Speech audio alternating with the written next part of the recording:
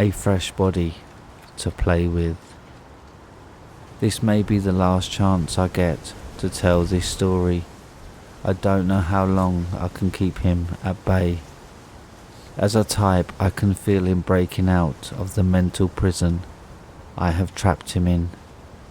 My sad situation started one warm summer night. The wind was blowing through my open window, and the sweet smell of the trees and fresh rain had me in a relaxed and melancholy mood.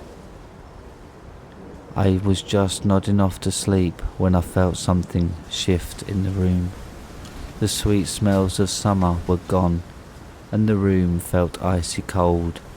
The rain had come to a complete stop, and the world outside was silent. Not even a cricket could be heard.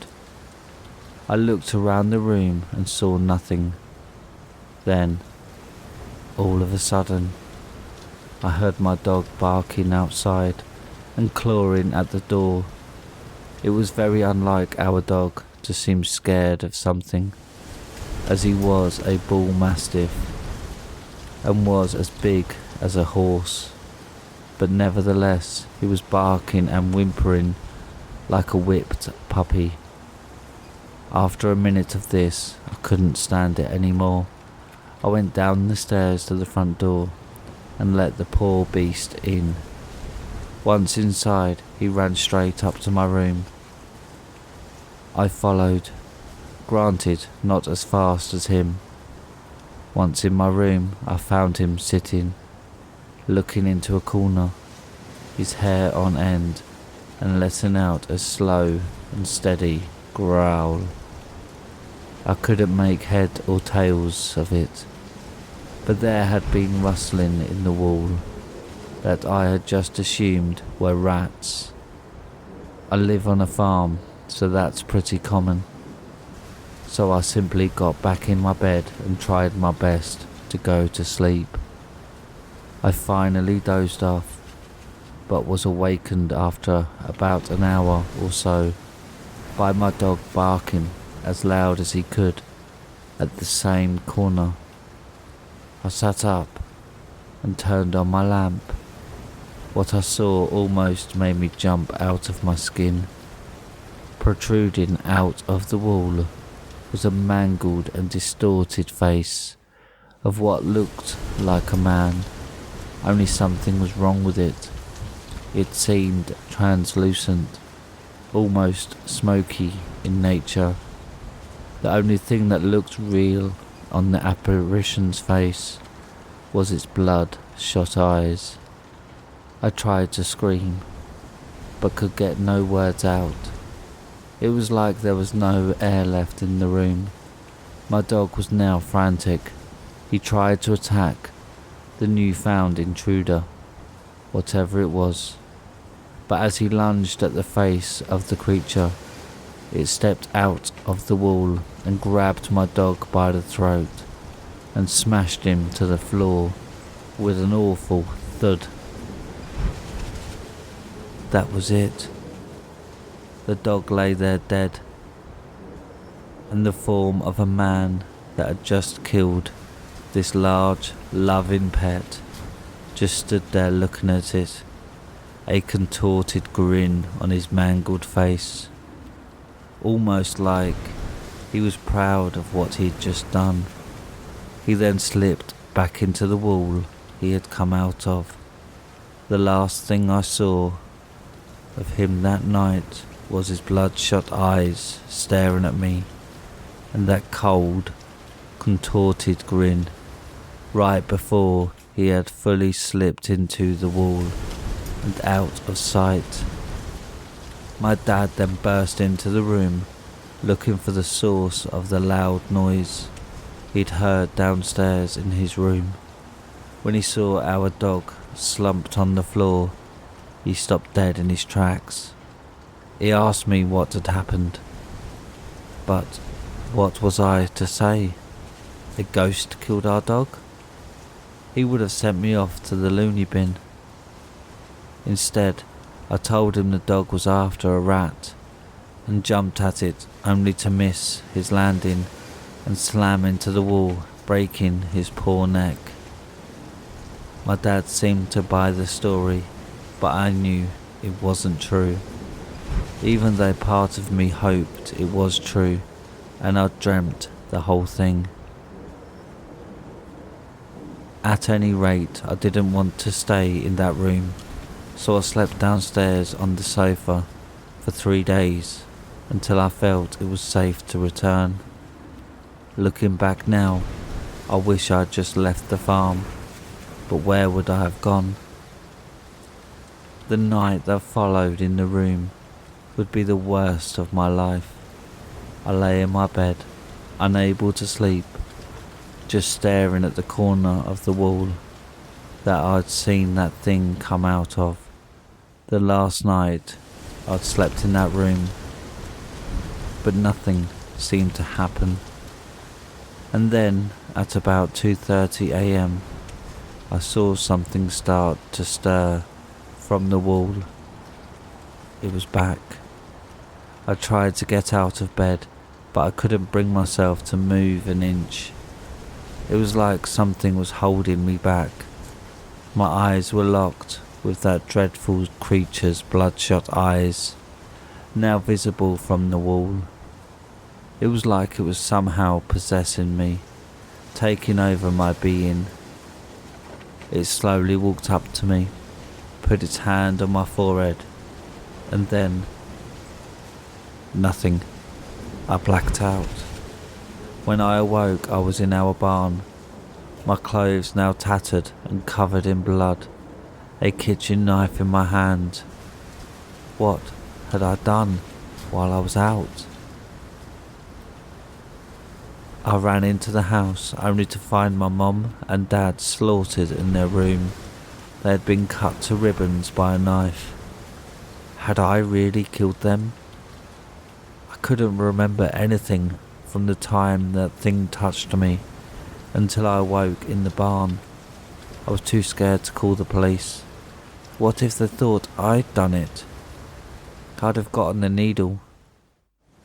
The way the bodies were mangled, it would have taken a jury an hour to convict me. I couldn't face that. I wish I had though. Called the cops, I mean. At least that way I could have been stopped before I hurt anyone else. But I'm getting ahead of myself. No, I couldn't call the cops, so I ran away. I got cleaned up, packed my bags, and hopped on a bus to the next town. I wanted to get as far as I could. I had been there a couple of times and knew it well enough to get around. I arrived there at about 8 p.m.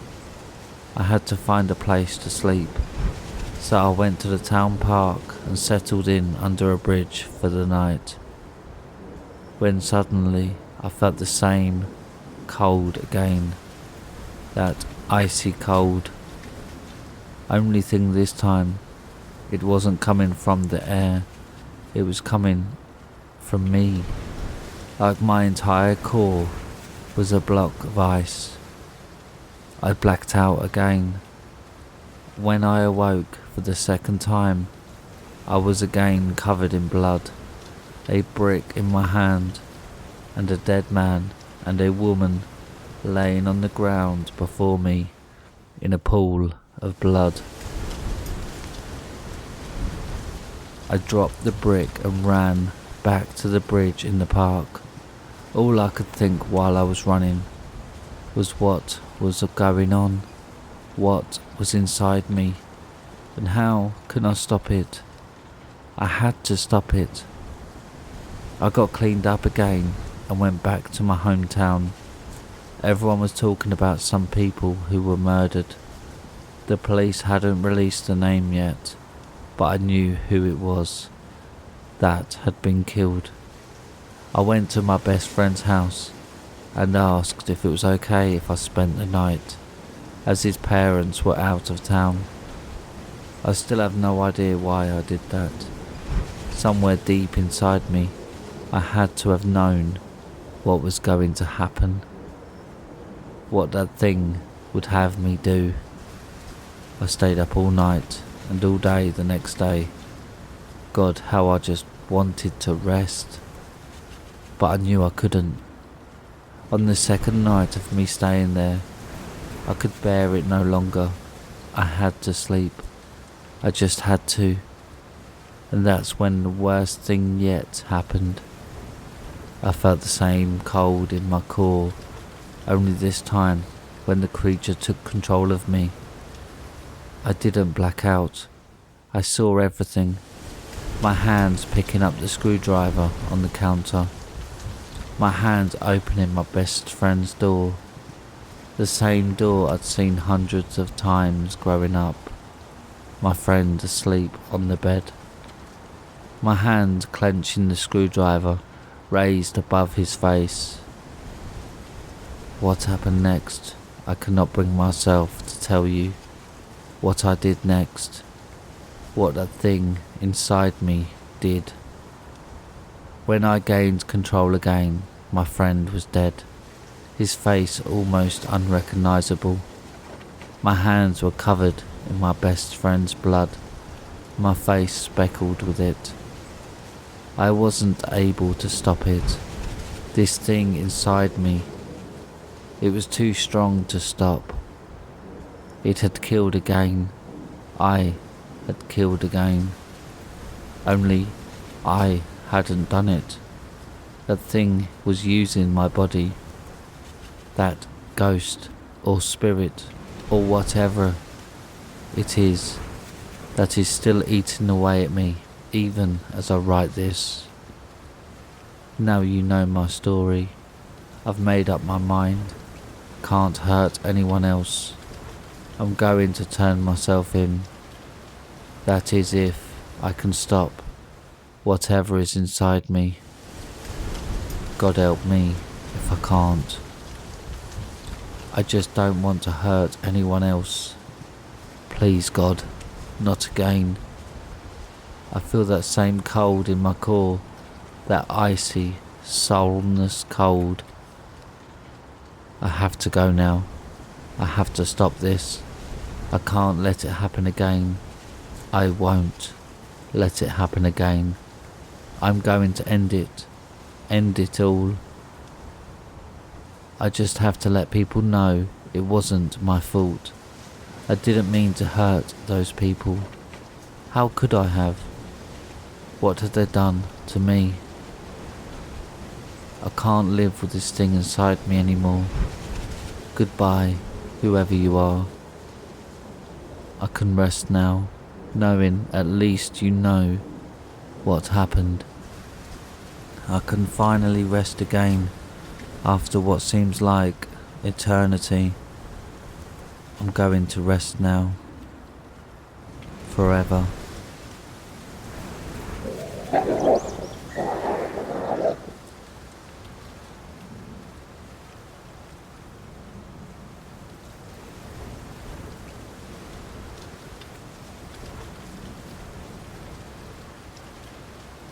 Boulder City Prison. Clouds blotted out the sun as Dixie Road's car travelled down the highway toward Boulder City Penitentiary. Lightning streaked through the sky as Dixon waited for a new guard to open the gate to the prison. The guard hit a button which caused the gate to slide open as desired, and tipped his hat courteously. Dixon parked his car in the lot, perfectly in between both lines. He looked in his rearview mirror to make sure that he looked professional. He straightened his tie and adjusted his glasses until he was assured that his appearance was immaculate. As he opened his driver's door, rain began to pour from the sky. Dixon reached over to the passenger seat and grabbed his umbrella. He began to curse himself internally for leaving his car door open and turning his back to it. What if a prisoner had escaped? That never happens, his mind reassured him. He locked and shut the driver's door as he opened up his umbrella. Dixon walked up to the second gate in the penitentiary and again waited as the guard opened the gate.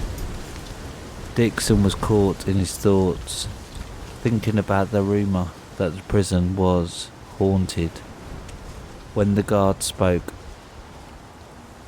"The gate is open, Warden Rhodes," he flatly stated. Rhodes bowed his head in thanks as he continued toward the prison. Lightning forked through the sky as Rhodes neared the building. Blood spatter on the wall next to the door was illuminated briefly thanks to the flash. He turned his head toward the guard that was to let him into the prison. "What happened?" "An incident, sir. Everything is fine now." "What? Was it a riot?" The guard nodded his head in affirmation. "I can't believe they got this far out," Dixon muttered. The guard opened the prison door with the keys and locked it behind the warden as he entered. The room was poorly lit. "This is a security issue and is unacceptable," he thought. The darkness made Rhodes uncomfortable as his mind shifted back to all of the strange incidents. He thought of how things had a habit of going missing from his office, the strange noises that went on during the night, and the reports of figures being spotted in the prison yard at night, which always disappeared by the time the guards would arrive. Rhodes had an explanation for each, multiple even, but that did little to quell his fear of a ghost grabbing him and pulling him into the darkness. A guard stepped beside Rhodes so as to escort him to his office. He couldn't tell if it was Frank or not due to the poor visibility. Frank Slater was the name of the guard who usually provided escort. Rhodes turned to the guard. "Frank?" "What?" the man said in between coughs. "You don't sound well." "One of the prisoners popped me good during the riot. I'll manage." Strange sounds came from the distance. The sounds became more distinguishable as he got nearer to cell block D. Wails of pain came from the other side of the door. Ghosts? Preposterous. Surely the riot wasn't still in progress. The guards couldn't have been so irresponsible as to let him in during a riot. Frank opened the door and shut it behind the warden. Rhodes turned around and tried the door. It had been locked. Frank was supposed to have escorted him to his office. He was now going to need to have a serious conversation with Frank about his behaviour and future at the prison. Rhodes turned around and was relieved to see that cell block D's lighting was up to standard. He looked up and saw that the cells were shut and locked. That counted for something, at least. 2 new guards came up to Rhodes and began to escort him to his office. A banging came from his right, and he quickly realised that it was a prisoner banging on his cell. Rhodes turned his head to yell at the prisoner, but when he glanced over at the cell to his right, he saw that Frank was locked in it.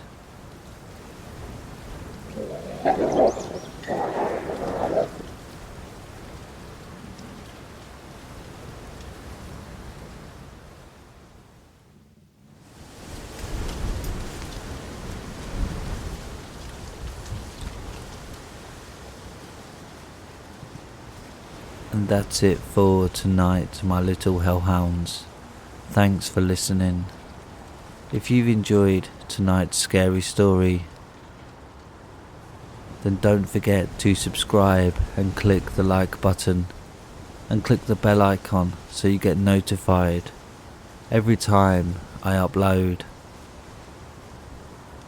If you have any scary stories you want narrated on the channel, then submit them to Reddit r/homeofscares and follow me on Twitter at homeofscares.